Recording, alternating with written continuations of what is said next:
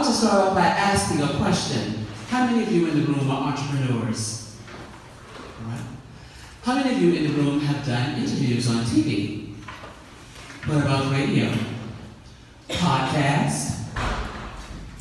What about newspaper, print, e-magazines? Quite a few. How many of you felt comfortable in those interviews? A little bit, in and out. Exactly, because sometimes it can be nerve-wracking. And having been a radio host, having been a person who done MC with local TV anchors, I can tell you that some people have difficulty when it comes time to get in front of others. Trust and believe, we all have that same problem. I was nervous prior to my presentation, as I am at all times. But, like that commercial says, never let them see you sweat. Although the room is cold, I have my trusty fan over here so that I can fan myself because that is just nervous energy. But I just want you to sit back and relax, and hopefully this information will be of great interest to you. I like this to be interactive as well. You're welcome to ask questions. But we will also have questions at the end as well as a talk show. So I need you to be able to take notes because you are going to be my guest. So what we're going to talk about today, what are sound bites? We're going to talk about communication basics. I will spend quite a bit of time on that. And then we're going to go into media interview types, because an interview with different media will require you to have different ways in which you respond. And then we will have the way in which you apply those sound bites. One of the first questions people want to ask, what are sound bites? Well, of course, I went ahead and went to dictionary.com so that you would get a standing definition of a sound bite, which of course is a brief, striking statement. A brief, striking statement. The one that I gave at the beginning, V's voice, the voice of choice, let V speak for you. Most times it's something that is memorable, or rather, your talking points. Politicians have talking points all the time. You should have talking points about you. You should have talking points about your products, about your business, about what you do, and how you do it. In addition, sound bites, they are a short quote. It could be a quote from you, one that you have created, or one that you have obtained from someone else. For instance, I love to use Del Toro McNeil's quote. He says, everybody is on the same station, WIIFM. What's in it for me? And of course, everybody knows that, right? But you can find a quote for yourself or from someone else. You can also have a catchy phrase, whatever catchy phrase you want, so that someone, again, will remember who you are, what you do, and what product or service you are selling. And of course, it should be completed within 5 to 10 seconds. And that is at the point where you lose some people, because they stumble, and then they get to the point where, I don't know if I can really say that in that amount of time. We're going to talk about that. What is the purpose of a sound bite? It is to educate, it is to possibly motivate, but it's also to pique interest. You want people to be interested in what you're talking about, so that even if they feel that maybe you didn't educate them because it's something they already know, maybe you did not motivate or inspire them because they may not have gotten the point. But you want to be able to pique their interest so they can at least call back, get your email address, your phone number, and ask more questions and possibly have a consultation. These are your bonus notes. Whenever you see this bonus notes, it's something you want to write down. You want to have a point, you want to make a point, you want to get to the point. You want to have a point, make a point, and get to the point. Many times you see interviews on TV. The commentator, the anchor, they ask the person a question. Then they say, I think, and well, you know, and they've not said anything. I'm throwing a shoe at the TV by now. Say something or shut up. One or the other. You choose. Just say something or shut up. But you don't want to give them so much information that is not needed. The information that you might have of something that might have happened in your family 10 years ago, 15 years ago, that might be of interest to you. It is not of interest to your audience because they are listening to you, whether it is over a podcast, on the radio, or on television. Again, you want to have a point, make a point, and get to the point.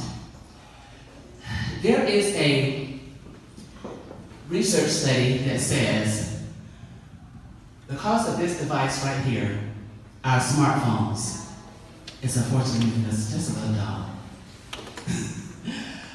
That research also says the cost of having the smartphones, our attention span is less than that of a goldfish.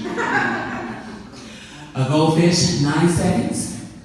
Human beings, 8 seconds. And by the time those 8 seconds have gone by, that person has decided whether or not they want to buy from you or say goodbye to you. Because if you're not able to capture their attention, they're looking down at that device and see, well, who's liked my post today? Who commented? I don't like her, let me see what happens. You're looking down at your electronic device because in that 8 seconds, you have decided that you have not captured my attention. Think of that fish in that fishbowl. He's darting around. He's looking for what? Nothing in particular. He's lost interest with that side of the fish tank, so he's going to go to this side. So that's exactly what your customers would do. So you have to find a way to capture their attention, and you do that through communication. So let's talk about communication, basics, 101. The area in which is my strength and what I harp on very much. But these are some areas that most people are not really familiar with. 55% of your message is body language. Body language. When that person shows up, you're looking at them head to toe. You have already analyzed whether or not I can tell you what you need to know. If I'm wearing the right clothes, do my shoes look like they fit? Do my feet look like they hurt? Are my clothes ironed? Are they wrinkled? These looking. I made sure to get the good pair out the car.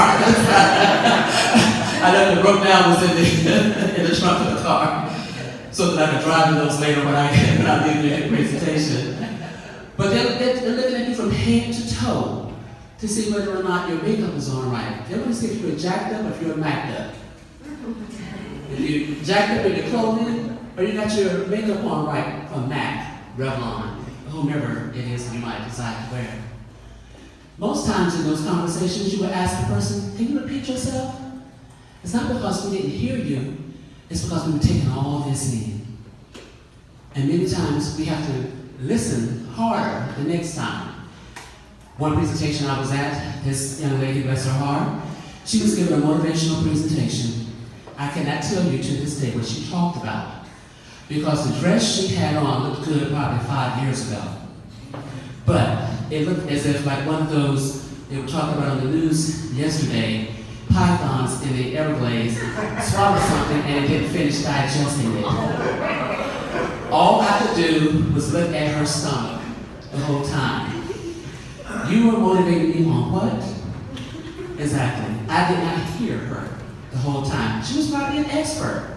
She probably did extremely well in what she probably knows her skill really well, but I did not have an opportunity to hear her. So think of that whenever you're presenting or whenever you want to interview. They're looking at you from head to toe, and you're deciding whether or not you look like an expert or not. 38% of your message is your tone of voice. Now for me, I was given this deep voice by God. I didn't ask for it, but I had to go into it.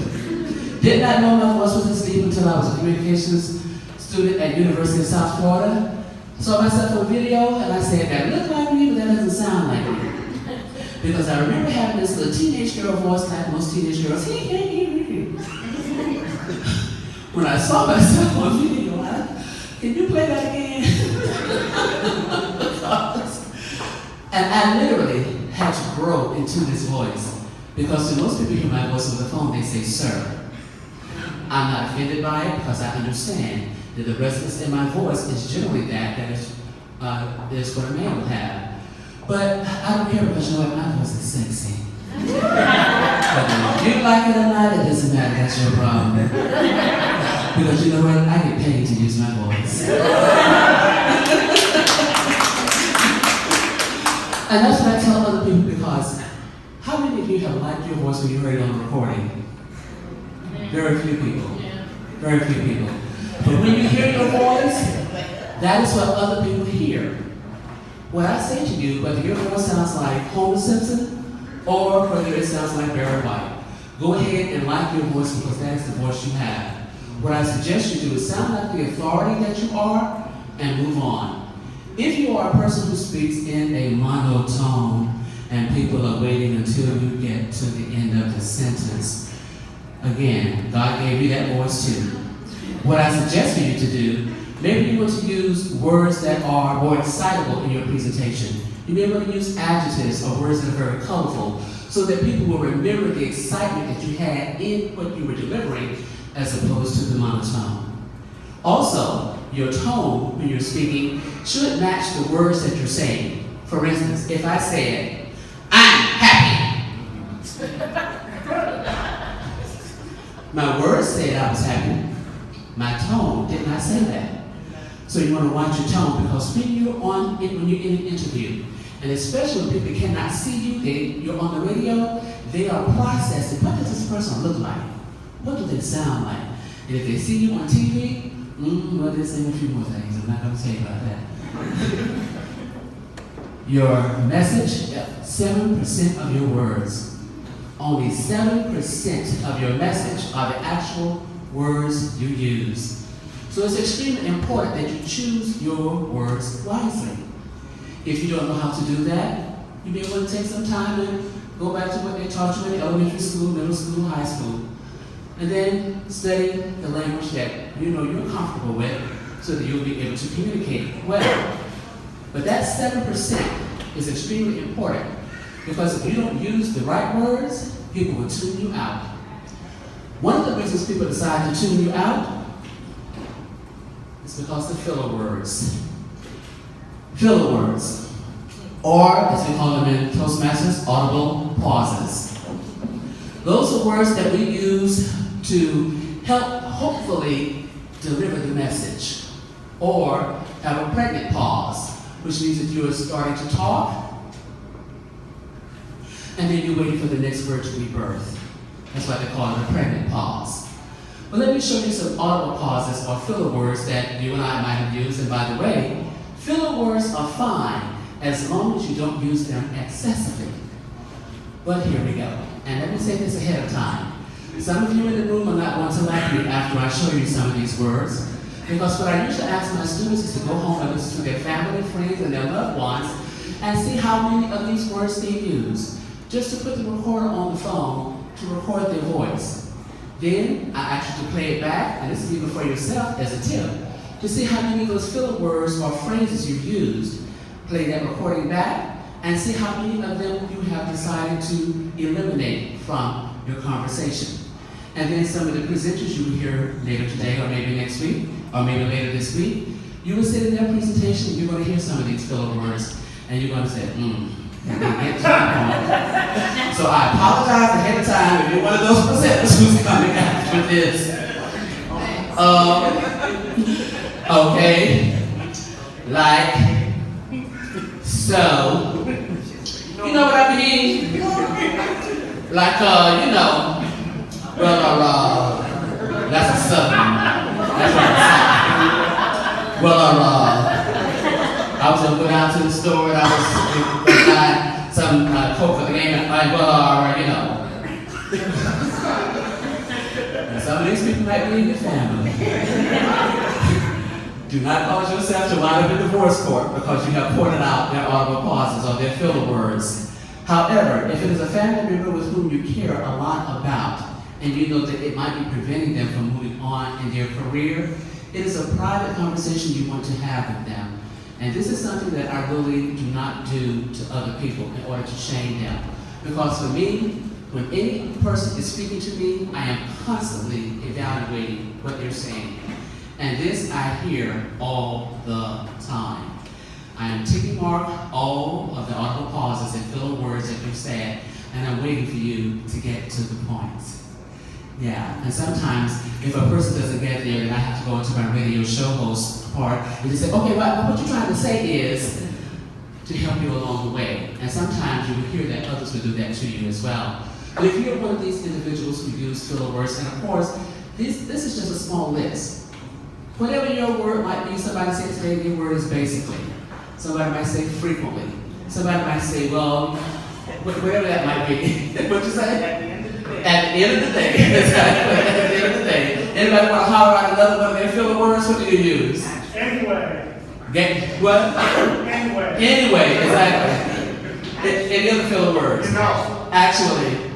Yeah, exactly. So if you use those words excessively, that's a filler word you want to take out of your vocabulary. And again, the way that you can do that, press record on your phone, listen, have a 5-minute conversation with someone, play that recording back, and critique yourself so that you can go ahead and take those out of your vocabulary.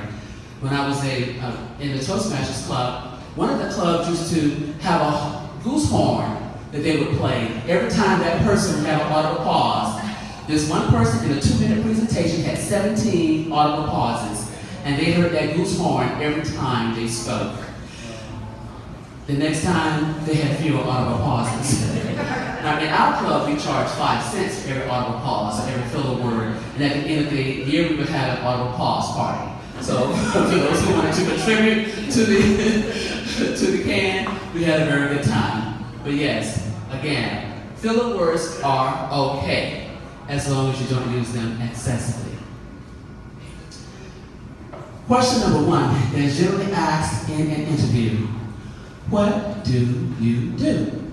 That's your elevator pitch. 10 to 15 seconds in that interview is what you have. Now, most times the person will say your elevator pitch should be 30 seconds, or maybe a minute or 2 minutes. That's if you're giving a presentation to someone who's going to be your potential customer, or you're going to be with a panel within a boardroom. But for the most part, for that interview, it needs to be 10 to 15 seconds. You need to be able to say what you want to say and end it.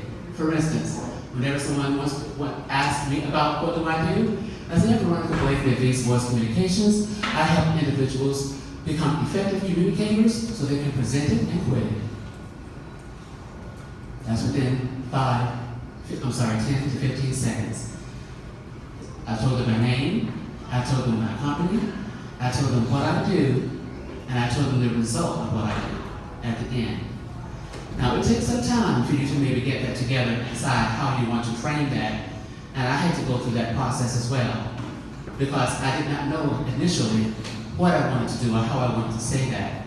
But also, even in my tagline, whenever I want to tell somebody what I do, I say, if you can speak it, I can tweak it. Something easy for someone to understand as a soundbite.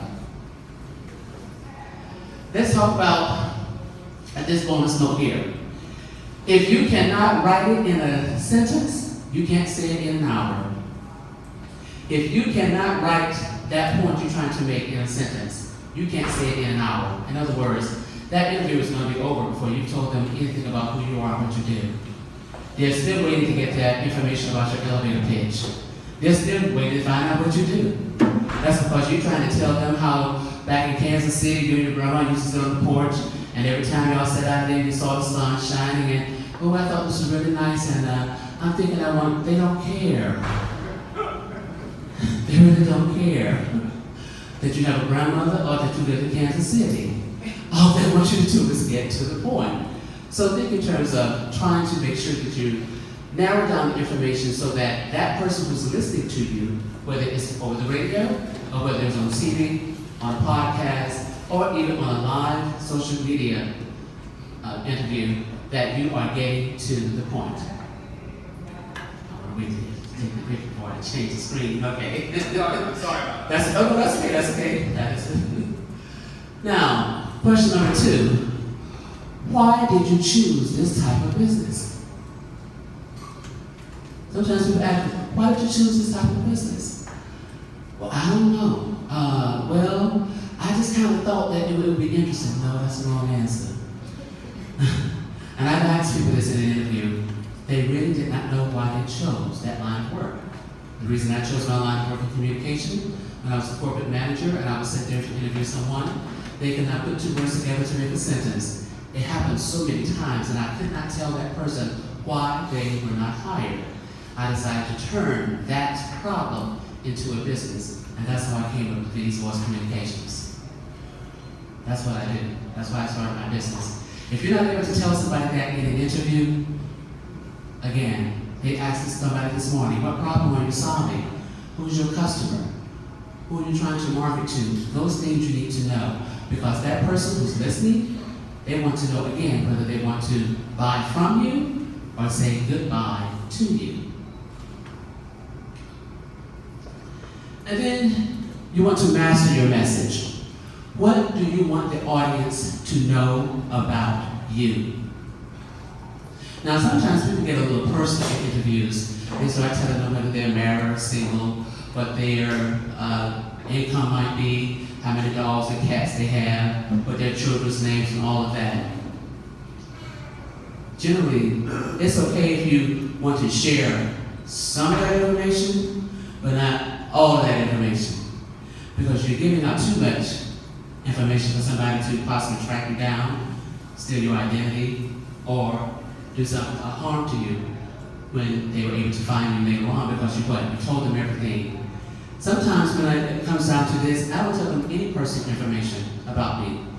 When they ask about what do you want the audience to know about you, that I'm a passionate person and I really enjoy life. I love dancing and I love food, I love travel. And I think that what they will find out in my business as a communication skills trainer, I'm able to share that passion with them. Bring that back around to your business and what you do. You don't have to tell everybody about your personal life.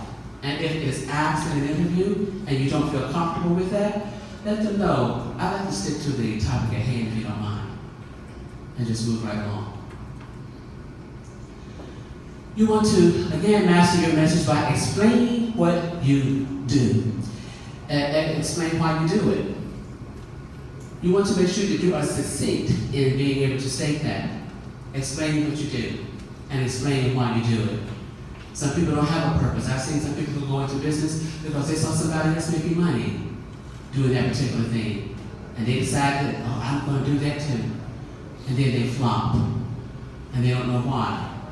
It's because that really wasn't your passion. That was not something that was really what you felt in your heart to do.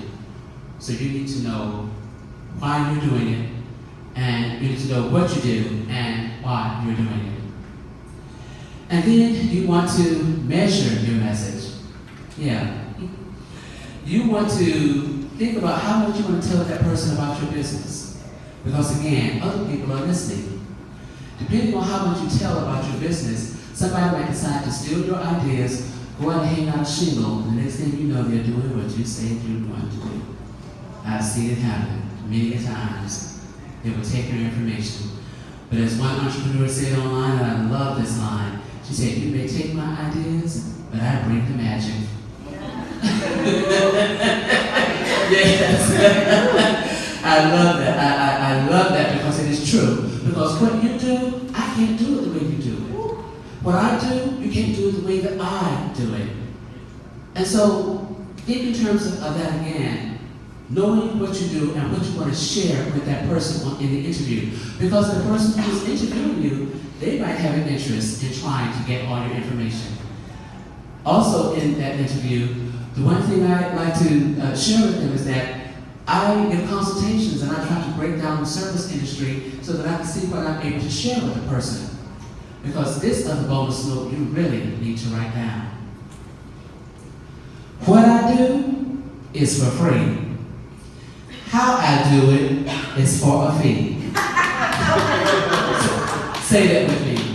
What I do is for free. How I do it is for a fee. People will constantly ask you about your business. Well, how do you do that? Let me take you out to coffee so we can have a chance to sit down and talk about this a little bit more. I know you heard it. They want a drink. They want to get you real loose so they can find out what's going on. But you need to let people know that I'm not it just as a hobby. I actually get paid to do this. And your family and friends are some of the guilty ones who would do that, especially your so-called friends. But you don't be ashamed to let them know that you get paid to do this. And as Cheryl would say, when they asked if they can go out and pick her brain, she said, where do I send the invoice for you picking my brain? Because in other words, you get all of my intellectual property. I'm sharing with you everything that I do. Why would you want to hire me at that point? I've told you everything for free. So no, what I do is for free. How I do it is for a fee. But in the interview, you might want to say that as Veronica Blakely said it. Or you might want to say, what I choose to do is to have a consultation with my customers. And then I find out how I can serve them. That eliminates that question about how do you do what you do. Because there's somebody who's always waiting to, let me write this down. But if you want to take somebody's idea, at least give them credit. Early on, I made mention of Del Toro McNeil. And whenever you're going to get up and talk about somebody, whatever they have said or done, you make sure that you go ahead and give them credit. The online entrepreneur, I did not remember her name, but I said, this is what another entrepreneur said online, that she brings the magic. Don't take someone's idea, steal it, and make it your own, because you know what? You can be sued. From plagiarism, yes, you can be sued. Question number 3, how can we contact you? You may think that's a real simple, easy question. And I'm going to step on some toes really right now, especially for millennials. That's y'all ours. Because in interviews when I have tried to ask you how can we contact you, and then I ask you for your website, you don't want to spell the word phonetically correct. You want to put a Z where an S goes. You want to put a number where a letter goes. You want to turn the letter backwards. And then when you're trying to say that on air, people know what you're talking about. Well, you can get me at fashionwillow.com. That's FAZHIQ.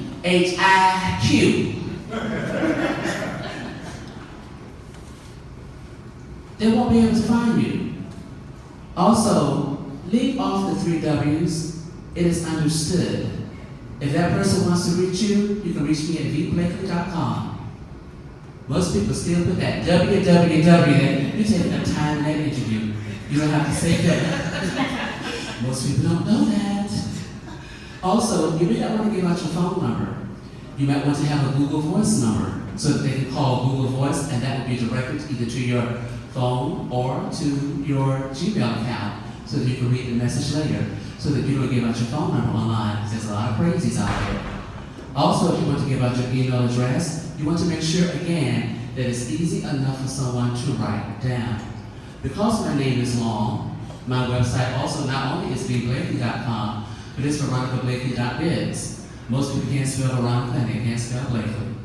So I did vblakely.com. But when you write down your email address, even on a sheet, and that's why I changed it because I was tired of writing all that out, it's veronica@vblakely.com.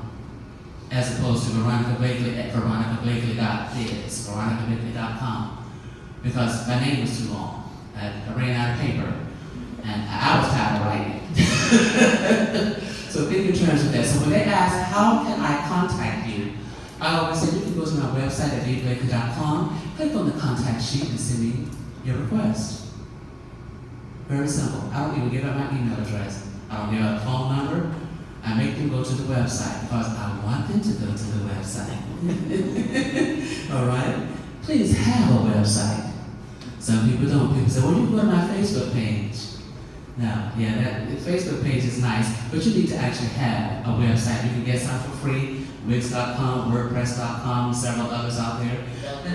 Exactly.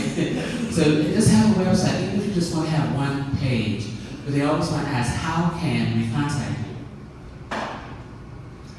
And then the media. Let's get down to the media, the main thing that we want to talk about today. You have print, which is newspaper, magazine, and some e-zines that are online. You have television, which is local, which is national, international or cable interviews, if you're so fortunate. Then you have radio, whether it's a station or it can be on the internet. I was an internet radio host for about 2 years, and that is actually growing. I think they have some other satellite type stations out there as well for radio. And then, of course, on the internet for social media and podcasts. Many people are doing the podcasts, and so you have interviews on there as well. And I'm going to break down each one of these so that you will listen to what the segments are and how much time you may or may not have in that interview. Starting with print media. It is a more relaxed setting, one of the more relaxed settings than some of the other ones, because you're going to sit and talk with that person face to face. You will actually have more time, and you will actually be able to look at some notes that you will have right there in front of you. You might be able to sit there with your notes. It may not be that much of a problem, because you may not remember everything that you want to tell the person in the interview. But when it comes down to the internet, you may have social media, a Facebook Live, Zoom, or it might be on some of the other broadcasts that are out. And you might want to have notes with you, but you don't want to make them seen while you are on that interview. You may want to have them on your desk in front of you, or on a podcast. Also on the internet, it is a scheduled time, mostly 30 minutes and maybe 1 hour. Sometimes you are the only guest, or they might have other guests. If you're the only guest, you don't have to pace yourself throughout the interview. If they have several guests, then you're going to have to think in terms of what segments you're going to be in. And again, you may want to be able to use notes so that you will remember who you are and what you want to talk about. On the radio, that segment time can be 5 to 15 minutes, depending on the radio station. You might be the only guest, and that can be for 30 minutes to 1 hour. And again, you want to pace yourself depending on that time period that you're in that interview. And of course, you might be able to have notes because no one can see your notes in front of you. But when it comes down to TV, it's a completely different animal. Television is very different. If you're the only guest, it might be in a 15 to 30 minute segment on a community program. Again, if that's the case, you will probably have more time to share information about who you are and what you do. But then, when you are on a segmented show, it's 2 to 6 minutes. And 6 minutes is generally reserved for someone famous. And I don't know if anybody in this room is famous. I'm not going to try to say that you are or you're not. But if you get 6 minutes, you're doing really well. But it's generally 2 to 6 minutes. And that anchor is going fast because they're leading the questions and they want you to answer them rapidly. All those questions that I just asked you in a series of a number of questions, because they're trying to get as much information in as they can.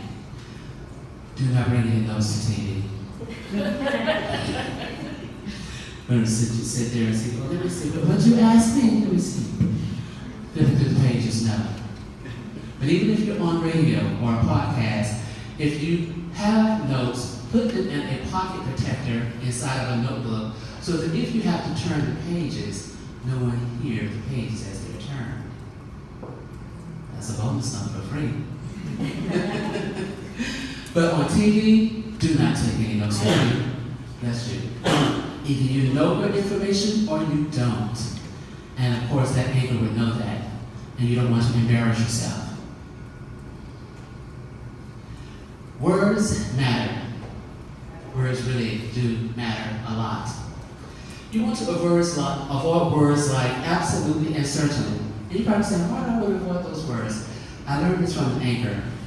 Those words, while they may seem positive, can actually wind up being negative. For instance, if there was an issue having to do with something very negative in your community or nationally, and you say, I absolutely disagree with that view. I certainly would not agree with what they were saying. And when it comes down to the cutting room floor, and they are trying to squeeze in the time of that interview, all of that other information is taken out, and all you hear is certainly, absolutely. It sounds like you agree with what was being said. That's why most times you see a reprint in the newspaper, because they say, I didn't say that. And you really didn't. You just said that word. But sometimes you have to go in and put in a retraction. Or either on the news, when a person says, I said that, but I didn't say it that way. Most times that's really true. You have to listen and hear what they're saying. And so try to avoid the words certainly or absolutely. You may want to use something as simple as yes and no. That will help you out. Yes, no. You also want to avoid the jargon from your industry. Now, especially for people who are in technology, how many of you are in the tech industry? All right, so how many of you are in the finance industry? Those are some of the industries that have jargon that the general public does not understand. Now, if you have to use those particular words from your industry, make sure that you put it in a soundbite that your general audience will be able to understand. Otherwise, you will lose them. Most times when some people are talking to me about technology and they have gone all the way out on left field, I have tuned them out. I don't know what you're talking about. You might as well be speaking Chinese. Because it made no sense to me. So you want to avoid your industry language, or you want to at least explain it so that the general public would know. This may seem crazy, but you want to avoid foul language. Yes. People would get on TV and radio and they start cussing. Not cursing, but cussing. just decided that they just want to let one fly. I saw a person on a panel a few weeks ago, and this is the second time I saw that person. This person has a PhD in their field. And while they were on the panel discussing something very professionally, they just let them fly. I thought, okay, maybe that was just a happenstance situation. No. When I saw that person a year later, they were doing the same thing. That person lost their credibility. That person lost their ability to engage me in what it was they were saying. That person may very well be an expert, but because of the foul language, we can't have a conversation. You might decide that that is okay among your friends and your family, but when you step outside of that arena, you want to make sure that you are not offending anyone by using foul language. You also want to avoid using negative gender phrases, calling a woman a girl, or a man a boy, or speaking negatively about, well, I'm going to talk to you about technology, but okay, women don't understand that. Yeah, well, I'm going to talk to you about cooking, well, no, there's no man who cook. You want to be careful of the language you use, because it can get you into trouble. And now, it's your turn. What I want you to do is to write down what you do. I want you to tell me why you chose the business and how can we contact you. Those are 3 questions I want to ask you in this interview, because we're going to go live to the V's Voice Live radio show. And I want to have a volunteer who will come up and answer that question for me. What you do, why did you choose your business, and how can we contact you?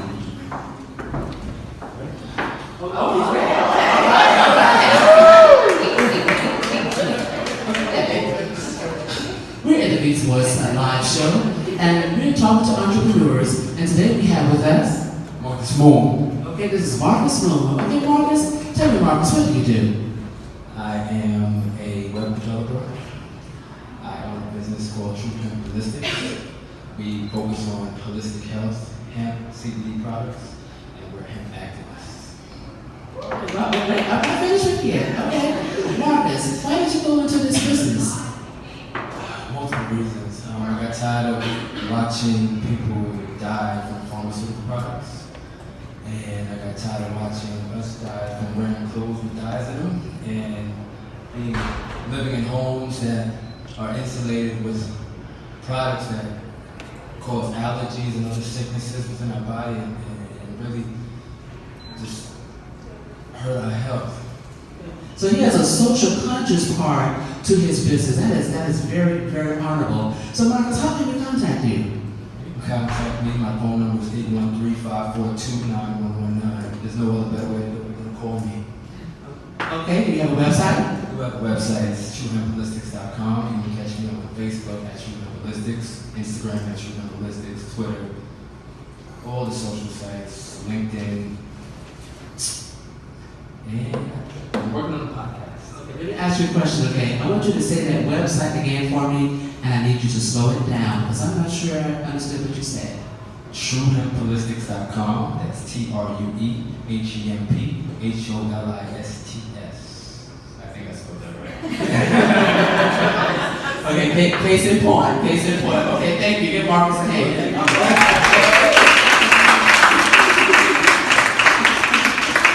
Okay, he was able to tell us, who he was, what he did, why he went into the business, and also how he contacted him. We have another. Come on up. All right? All right, welcome to the Beast Voice radio show. We're talking live today with entrepreneurs. Tell me your name, please. Rob Wilson. Okay, Rob Wilson, tell me what you do. I help families sell property to builders in South Tampa. Okay, tell me, why did you go into this business? I found being in real estate that with land development, there's a lot of, it's really hard and it's totally different from typical real estate, and families that need to sell to builders really need somebody who's a specialist to help them execute that property. Wow, that is a very different way of being into real estate and development. So that is seems like a very challenging opportunity. How can someone get in contact with you? My website, SouthTampaTeardowns.com. Okay, SouthTampaTeardowns.com. Okay, thank you. Thank you. The one thing I wanted to say also, when you're giving out your phone number, make sure you repeat it twice. Because when the person is hearing it the first time, they're getting prepared to hear what you're saying. And then the next time they're getting prepared to write it down. So whenever you say your phone number, always say it twice. And I have time for one more person. One more person want to tell me about their business? I apologize, I didn't have time for camera. Okay. Welcome to the Beast Voice radio show. We're talking to entrepreneurs today. And who do we have with us? Hello, my name is Flo Davis. I'm a web developer. Okay, tell me exactly, what do you do? What is your business about? So I build websites and I also teach workshops on design and development. And why did you go into this business? I went into this business because I felt like there was a need in college. I had a really bad programming teacher, so I'm a teacher at heart, and I'm able to explain things and make analogies where it's easy for everyone to understand. And how can they get in touch with you? FloDavis.com, that's FLODAVIS.com, again, FloDavis.com. Thank you very much. Okay, thank you. And while I'm on that note, buy your domain name. Buy your name. Somebody bought my name, VeronicaBlakely.com. So I had to go VeronicaBlakely.biz, VeronicaBlakely.net, VBlakely.com, and every other kind of way I can get it. Because there are other people out there who will buy your name. You will buy your name. And there are people who do that for a business. It is a legitimate business. It really is. Yes, sir. So you say that, so do you recommend the .nets, the .orgs, even with your name also? Yes, sir. If you have an opportunity to buy it every kind of way you can. Because the idea is that you're thinking in terms of, I'm going to be famous one day. And when I do, I want to have all those names already taken care of. All right? Okay, let's wrap this up.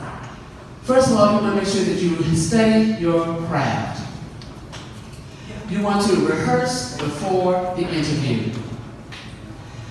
You want to do a mock interview. You want to record it and replay it so you can hear what you're saying to see if you answer those questions and you answer them completely, clearly, and distinctively. And then you want to create memorable sound bites. In other words, when you play that interview back to yourself, are you going to remember you? Do you know what you just said? Is everybody going to understand the reasons why you're doing your business? And we have time for just a few questions. Are there any questions? Come with the mic. Don't be scared. I know. So my husband came on camera and actually went outside. He's like, now I'm scared to talk to Veronica again. And that usually happens. We have a question right here. Thank you. How many sound bites would you say are too many to cram into an interview? That is an excellent question. I would say have 3 good ones. 3 good ones. Because if your interview is nothing but sound bites, people will not take you seriously. They will think, you ain't got nothing to say. You're just trying to make people feel excited about you. You want to have content about what it is you are, that product or service. 2 to 3 good ones is enough. Yes. My question is, how did you do your elevator pitch where you're technically in a transition phase where you're evolving what you're doing when you're building out a product?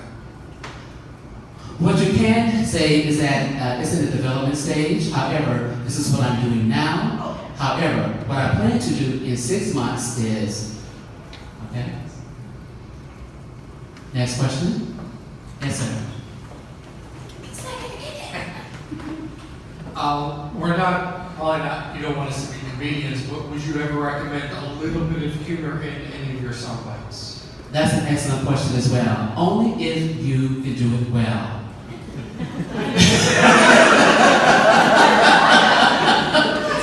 There are some people who think they're funny, and you give them the side eye. Good example. How many of you watch, what show Sheldon is on? Big Bang Theory. Big Bang Theory. You will sound like Sheldon if you cannot land. Yes, another question right here. Let me just start by saying thank you for coming and speaking today. I really enjoyed it. A lot of people have told me that I'm quite decent when it comes to communication, but like many other people, I need to improve myself in many ways. And the reason why I was snapping a lot of these things was for my own Instagram, also for my own self-education, if you will. This question talks a little bit about about the delivery, and I think you mentioned earlier that we need to avoid a lot of these filler phrases as much as possible, and our delivery should be a little bit smooth. The problem is, and you can see I'm doing it. Have a point, make a point, get to the point. Yes. I know what I want to say.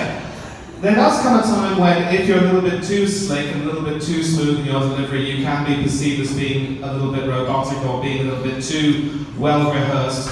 And I'm always a believer that if you can strike a balance between being well prepared but also having a human side about you and also having a little bit of nervous energy, it might come off as being a little bit more honest. So do you believe that you can strike that balance, or should you go to that level of extreme in order to land that jump? Yes, I do feel that you can have a balance of being the person with the technical, high tech and high touch.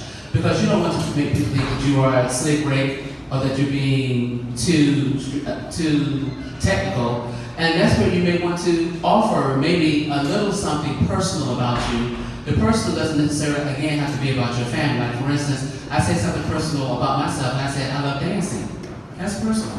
Somebody might be able to relate to that. I said, I love to eat, I love to travel. That's something personal. But if you feel that that person, maybe the interviewer has a pet, and you see them with a pet on their desk while they're doing the interview, or if they happen to mention it to you, oh, I have a dog fighter too, but only stay on that topic for maybe 30 seconds to a minute.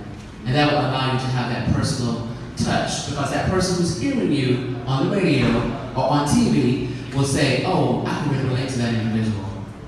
All right? Okay, I believe we have time for one more question. One last question? Yes? I would like to say thank you for making it rough for me to follow you. So thank you. Thank you. And of course, if you need to to contact me. My information is there on the screen at vblakely.com. My name is Veronica Blakely of V's Voice. V's Voice, the voice of choice. And if you can speak it, I can tweak it.